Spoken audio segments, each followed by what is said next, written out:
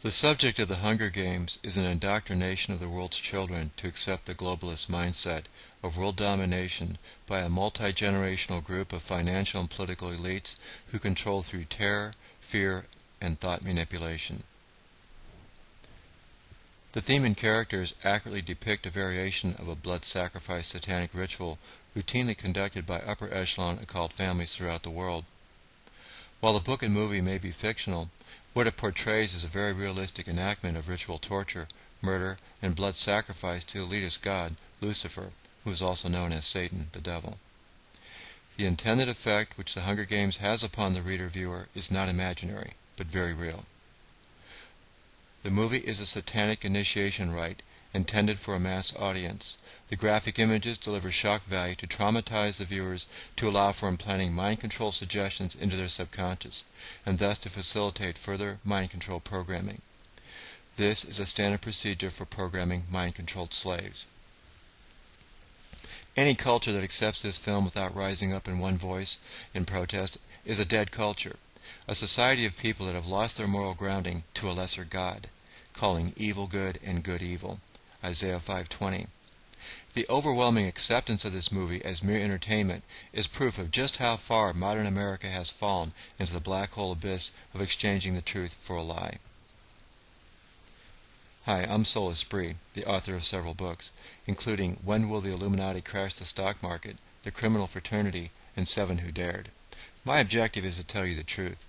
Whether you agree with me or not, I promise that what I say in this brief video and in my books is truth by the highest standard. I want you to know this information because you have been lied to, in many cases for all your life. In fact, without your conscious awareness, you have been so thoroughly manipulated by mind control indoctrination that you often cannot recognize the truth when you hear it. Sadly, now, you perceive the truth to be something abhorrent, and deceit and lies to be a thing of exalted beauty. I hope you come to understand that the people who did this to you are the same people that created and vigorously promote the occult indoctrination film, The Hunger Games. If you were to be wise, it is strongly advised not to listen to what your enemies have to say. Listen to what God has to say. The ritual murder and sacrifice of infants and young children is a favorite pastime of the globalist world controllers, who are sometimes known as the Illuminati, a multi-generational, closed society that views the death of innocent victims as a sacrifice to their Lord and Master, Lucifer Satan. This relatively small group of blood-related high-level witches are the hub of a highly organized network of practiced killers supplied by a vast market of pedophiles that produces a great number of child pornographic videos, photographs, and snuff films. In its overall scope, it is a secret global operation and is especially prevalent, well-organized, and protected from police investigation in Europe and North America. I've written a book about this phenomenon entitled 7 Who Dared. The 324-page volume details the motivations and objectives of some of the most wicked and deadly individuals on the planet. These are people who are revered in so-called respectable society because of their enormous inherited generational wealth and political influence. They are the upper echelon Illuminati crime families of the world. People who oppose or expose them often end up politically compromised or dead. But for a servant of God, truth is more important than life. Can these people be named? Why have they operated for so long in secrecy? Why are they able to do their evil deeds without opposition? These are fair questions to ask, and which my book convincingly answers. But first, a little background information. They mask their activities by communicating with each other through media symbols and word phraseology, having double and triple meanings. Everything they do is inverted or reversed. Good is evil, evil is good. The truth is lies, their lies are the truth. Death is life, and life is death. They genuinely enjoy witnessing the pain and suffering which they inflict on others, and consider it a sacred right, their wicked acts satisfying them on a deeply emotional level. For them, the shedding of innocent blood is a beautiful sight to behold. In their twisted, demented minds, all life is of trivial consequence, and human beings are considered to be nothing more than animals to be used as sport and entertainment, merely commodities for exploitation and for satisfying the elite's bloodlust craving for total domination of another physical body. In school textbooks and the scientific community, they promote Darwin's theory of evolution to support their religious philosophy: survival of the fittest, natural selection, only the strong deserve to live. Yet, even though their laughable theory has long since been discredited as a mere political fable, one that no scientist of any merit takes seriously, it is still being taught as scientific fact in science textbooks. As Hitler, Stalin, Mussolini, and Pol Pot all subscribed to defunct Darwinianism, their false beliefs were calculated to manipulate and control the conscience of a global population of people easily influenced by media propaganda. For total conquest of Europe and the world, Hitler knew he had to first indoctrinate the youth with his racist fairy tales, and so did the promoters of the Hunger Games. It is the mindset of the Hunger Games that motivates today's global elites to control national and international wars and insurrections, then revel in the wholesale massacre of human beings, while financially profiting from both sides of the conflict. For them, the witnessing of death and destruction is a great source of pleasure. Bloody, mutilated flesh, bodies blown apart, and hysterically sobbing little child sitting in a pool of his own blood, pleading with his mother lying motionless nearby, decapitated. This is their highest moment. They video record it and distribute and play these scenes over and over again, gaining psychic satisfaction and orgasmic sexual gratification from witnessing bloodied, maimed, and dismembered bodies writhing in exquisite pain. As you or I might appreciate watching a nature film on TV, they would very much enjoy seeing a snuff film of a 13-year-old boy raping a 5-year-old little girl, then plunging a knife into her heart, all the more satisfying if the girl were his biological sister. This is what the Hunger Games is all about.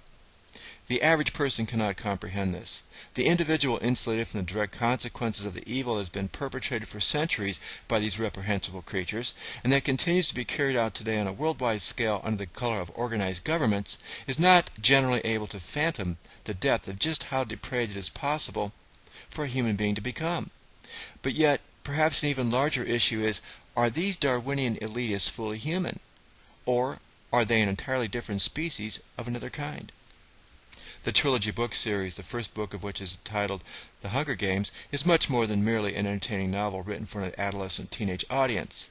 The author, Suzanne Collins, is a member of the Illuminati Collins family, which brought witchcraft to colonial America from England. Their secret bloodlust rituals are usually conducted behind closed doors, but with the publication of the book The Hunger Games and a recently debuted film of the same title, everyone in the world, especially children and teenagers, can now have a window into the dark mind of group psychopathology. A captive audience, these are the same children who received their first witchcraft mind control indoctrination from the Harry Potter book and film series. Like Suzanne Collins, the Harry Potter author, J.K. Rowling, is an Illuminati witch Satanist. Both are driven by the same spirit of witchcraft and call homage paid to the dark spirits they are controlling demon masters. Their mission is not to entertain, nor is it to create a work of literary merit, but rather to disseminate subtle indoctrination into a world where evil, death, and destruction are glorified as something desirable and beautiful, and where truth and noble virtues are considered despicable. Their target is the impressionable youth of the entire world. Minds that are yet malleable, subject to emotional input of ideas and images that are designed to change the viewer into a depraved creature much like themselves. Hitler knew this strategy well. He knew that to control the group mind of an entire nation, he had to get to the youth. And so does the present puppet communist regime in Washington, D.C. Obama worship in the elementary schools and mass media is a replay of Hitler's brainwashing campaign that worked so well to create a youth army that he could use to take over the world. One of the principal objectives of those who serve the New World Order is to instruct the youth in teachings of occult satanic practices. Theirs is not a haphazard venture, but a finely orchestrated media blitz brought and paid for by their Illuminati multi-trillionaire relatives who regulate, own, and control all forms of the mainstream media, including Hollywood, the film industry being a prime venue for conveying their witchcraft spells to a global population that has been mesmerized by shocking scenes contrary to the moral code of a civilized people. In passively witnessing the Hunger Games film, embedded spiritually charged images are transferred to the viewer's subconscious mind, later to be incorporated into the psychic repertoire of a now morally dysfunctional child. This is why Collins and Rowling's books sell millions of copies, and the movie version sells out to record audiences. The entire process, from book publication to highly publicized film debut, is a top priority Illuminati project calculated to captivate the heart, mind, and soul of children and young adults everywhere, and that are fed a daily dose of witchcraft indoctrination that has been carefully crafted to prepare the next generation for participation in a satanic culture where killing children is done for sport or as a tribute to appease the power elites, who squeal in orgasmic delight upon watching a 16-year-old wielding a battle axe to lop off the head of her best friend. The face of a terrified child, a chilling shriek, gurgling blood with labored last breaths, frozen-eyed body lying motionless.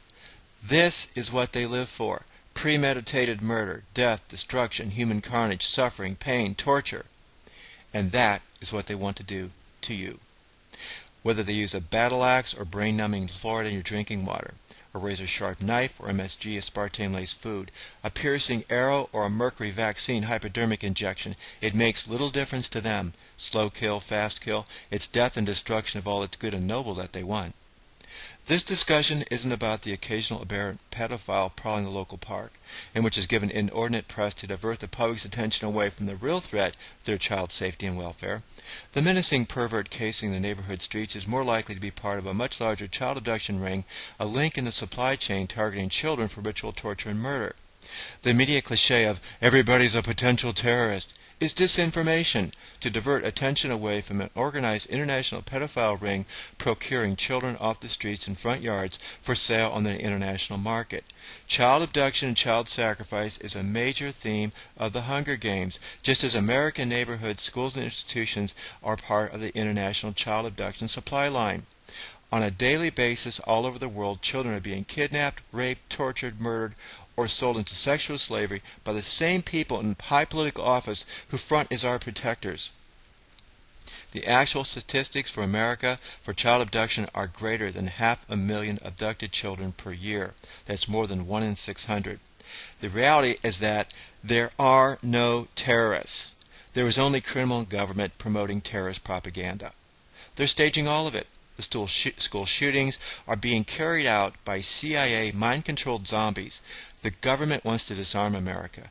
Children shooting children in schools is an emotionally charged means to accomplish that objective. The elections are a make-believe soap opera. High government officials are not elected. They're appointed by the Illuminati. And nearly all of you have fallen for it. You vote. They're laughing in your collective face. They're manipulating you like puppets on a string.